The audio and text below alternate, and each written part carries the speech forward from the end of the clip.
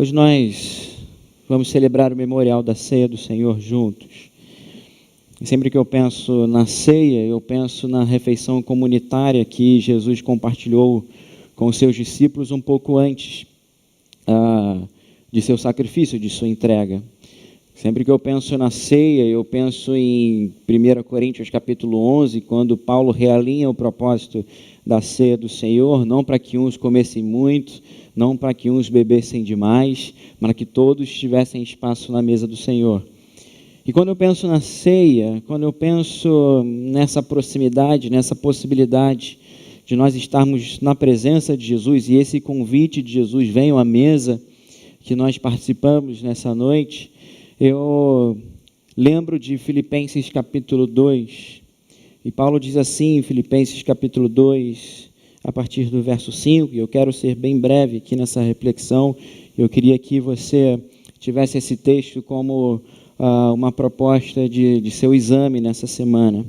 Filipenses capítulo 2, de 5 a 11, Paulo diz assim: tende em vós o mesmo sentimento que houve em Cristo Jesus, que, existindo em forma de Deus, não considerou o fato de ser igual a Deus algo a que devesse se apegar, mas, pelo contrário, esvaziou-se a si mesmo, assumindo a forma de servo e fazendo-se semelhante aos homens. Assim, na forma de homem, humilhou-se a si mesmo, sendo obediente até a morte, morte de cruz. Por isso, Deus também o exaltou com soberania, e lhe deu o nome que está acima de qualquer outro nome, para que ao nome de Jesus se dobre todo o joelho dos que estão nos céus, na terra e debaixo da terra, e toda língua confesse que Jesus Cristo é o Senhor, para a glória de Deus Pai. Que Deus abençoe a sua santa palavra no nosso coração. Paulo nos faz um convite, e esse convite eu gostaria de estender à nossa igreja nessa noite, quando nos aproximamos da mesa do Senhor. Paulo faz um convite à igreja de Filipos, que eles tivessem o mesmo sentimento de Jesus. Quando eu me aproximo da mesa e coloco Jesus na cabeceira da mesa, e sou convidado a partilhar da refeição com os meus irmãos, eu não sou convidado apenas a tê-lo para mim, mas eu sou convidado a entendê-lo em comunidade.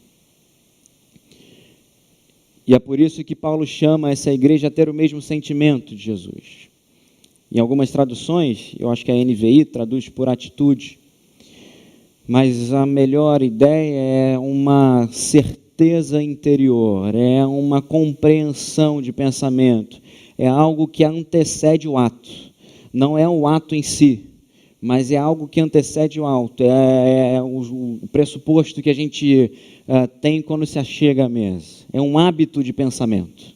Então, habitualmente, eu tenho o mesmo pensamento de Jesus Cristo, eu tenho o coração, eu tenho a mente. É por isso que Jesus nos convida à metanoia, ao arrependimento, à transformação de mente. E quando nós nos aproximamos da mesa e quando nós participamos desse memorial, acredito que esse seja o convite de Jesus para nós. Nós precisamos comunitariamente e individualmente reavaliarmos a nossa vida diante da mesa e lembrarmos que, na verdade, o sentido da nossa vida é essa mesa, a qual somos chamados por Cristo nessa noite. E Paulo diz quais eram ou quais são alguns desses sentimentos. Paulo não diz apenas, tende o mesmo sentimento, vasculhe a palavra para entendê-los, mas Paulo nos explica quais são esses pensamentos. Quais são os hábitos de pensamento que eu devo ter quando me aproximo da mesa ou quando participo dessa vida que Jesus nos propõe. E é por isso que ele começa dizendo, e existindo em forma de Deus, não considerou o fato de ser igual a Deus algo que devesse se apegar. Então, um dos sentimentos, um dos hábitos de pensamento de Jesus era que ele não negava a divindade, ele não abstraía que ele era Deus, existindo em forma de Deus. Cremos na Trindade, cremos no Cristo como 100% homem e 100% Deus. Mas o sentimento, a prerrogativa, o hábito de pensamento em Jesus encarnado era que ele não devia apegar-se a essa forma. E aqui, para mim, Para a nossa reflexão, existem duas propostas de vida. Primeiro, a proposta da serpente para Eva. Você pode ser igual a Deus. E existe a proposta de Jesus. Você pode usar da prerrogativa de que você tinha a liberdade de tomar as suas escolhas, de viver a vida como você queria. Mas ao encontrar-se com Jesus Cristo, ao participar da mesa, ao reconhecer o senhorio de Jesus, ao reconhecer o seu sacrifício, ao reconhecer a sua vida, você se esvazia, você não toma essa forma do mundo e você decide caminhar por Cristo, você decide se entregar à obediência ao Senhor. Talvez uma reflexão simples que a gente possa fazer é se hoje caminhamos dessa forma. Se ao nos aproximarmos da mesa, não temos criado as nossas formas de vida, não nos aproximamos da mesa pensando num Cristo para mim, num Deus para mim, ao invés de entendermos esse chamado que o Senhor tem para a nossa vida, de caminharmos em comunidade. Mas Paulo diz que não é somente essa abstração, esse hábito de não tomar a forma e de reconhecer que podemos ser irmãos juntos. Paulo diz que, pelo contrário, verso 7, esvaziou-se a si mesmo, assumindo a forma de servo e fazendo-se semelhante aos homens. Jesus não só deixa a sua glória, Jesus não só, apesar de reconhecer-se como Deus, não somente decide ignorar momentaneamente essa forma para se assemelhar e viver como homem, e viver na limitação da humanidade, mas ele esvazia-se de si. É por isso que nós vemos na oração sacerdotal em João capítulo 17, Jesus falando: Pai, eu te glorifiquei na terra, cumprindo tudo que o Senhor me deste. Eu vivi para a tua glória. Eu não me enchi das minhas percepções, das minhas dores, inclusive ignorei boa parte das minhas dores. E eu me enchi da tua vontade. É quando a gente lê lá em Hebreus que Jesus aprendeu a ser filho pela obediência. Ele priorizou a vontade do Pai, ele entendeu a vontade de Deus. Se nós vemos João capítulo 1, João coroando Jesus como o verbo que sempre esteve com Deus, como o verbo que era Deus. Nós vemos aqui Paulo fazendo o contrário, que esse verbo, que esse Deus se esvaziou de si. E talvez a gente precise pensar se a gente não anda cheio de si, se a gente não anda muito certo de nós mesmos, se a gente não está cheio dos nossos ressentimentos, se a gente não anda cheio das nossas desconfianças, se a gente não anda cheio dos nossos preconceitos e não olha para a vida, não olha para a mesa a partir do encontro com Jesus e desse chamado à obediência a qual o Senhor nos convida. É por isso que Paulo, um pouco antes, nesse mesmo capítulo, ele havia descrito uma forma de viver. Ele fala assim: portanto, verso 1 do capítulo 2, se há em Cristo alguma exortação, alguma consolação de amor, alguma comunhão do Espírito, se há qualquer sentimento profundo ou compaixão, ou seja, se você usa de Cristo como pressuposto para as suas atitudes e decisões, se você tem como Cristo no hábito do seu pensamento, completai a minha alegria para que tenhais o mesmo modo de pensar, o mesmo amor, o mesmo ânimo, pensando a mesma coisa. Não façais nada por rivalidade, nem por orgulho, mas com humildade, e assim cada um considere os outros superiores a si mesmo. Cada um não se preocupe somente com o que é seu, mas também com o que é dos outros. Isso não é um resumo da ceia?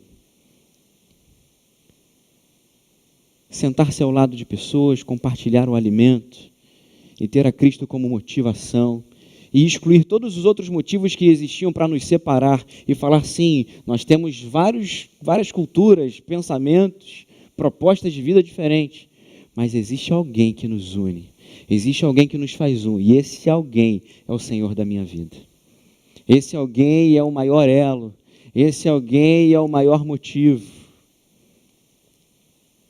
É por isso que quando Jesus sai da ceia, acaba a refeição, ele se despe, pega ali a sua toalha e vai lavar os pés dos discípulos e fala: olha só, quem quiser ser o maior entre vocês, que seja o servo de todos.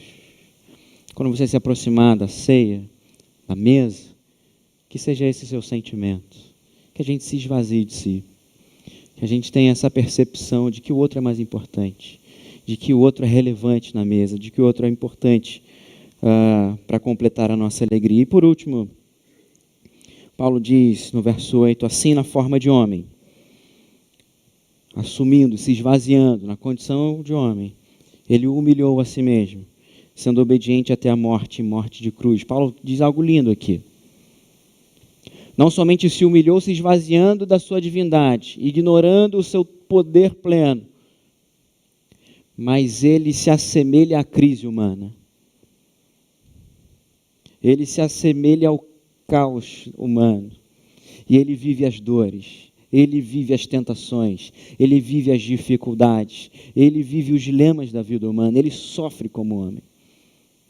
Não somente uma ideia de um Deus que está entre nós, mas se priva de viver como nós, mas alguém que partilhou das nossas dores e que foi obediente até a morte, morte de cruz. Mas o mais lindo desse texto é o final e é a promessa para a igreja. E Paulo, no capítulo 11 de Coríntios, ele nos convida a repetirmos esse memorial até que ele venha, anunciando que ele vem. E é isso que Paulo faz aqui também. Esse Cristo que foi esvaziado, que se assemelhou à humanidade, que foi obediente até a morte, morte de cruz, ele não termina como um homem morto. Ele não termina como um Deus que acabou naquele momento, ele é exaltado. Ele é glorificado, e é isso que Paulo diz aqui para a gente. Por isso Deus também o exaltou. Essa humilhação, esse esvaziamento, eles não estão fora de um propósito. A santidade de vida, a proposta de vida para nós, não é um sofrimento pelo sofrimento, mas é para aqueles que confiam que Deus tem sempre o melhor e que Deus faz com que todas as coisas cooperam para o bem daqueles que o amam e vivem para a sua justiça. Porque Deus o exaltou com soberania e deu o nome que está acima de todo nome, para que o nome de Jesus se dobre todo o joelho dos que estão nos céus, na terra e debaixo da terra, e toda língua confesse que Jesus Cristo é o Senhor, para a glória de Deus Pai. Deus nos convida nessa noite à sua mesa. Não nos convida porque merecíamos, mas nos convida porque o justo pagou o preço pelos injustos. Convida você que talvez esteja ouvindo o Evangelho pela primeira vez ou por mais uma vez, é convidado a estar na mesa de Jesus. Há lugar para você na mesa de Jesus, porque esse Cristo pagou o preço pelos nossos pecados e ressuscitou ao terceiro dia. E hoje nos convida à sua vida, nos convida à sua mesa. Há lugar para você que talvez hoje se sinta um pouco aquém, se sinta um pouco distante, mas que mais uma vez reconhece Cristo como o Senhor da mesa. Não convidado somente pelos seus irmãos, mas convidado pelo próprio Cristo, pelo próprio Senhor que parte o pão.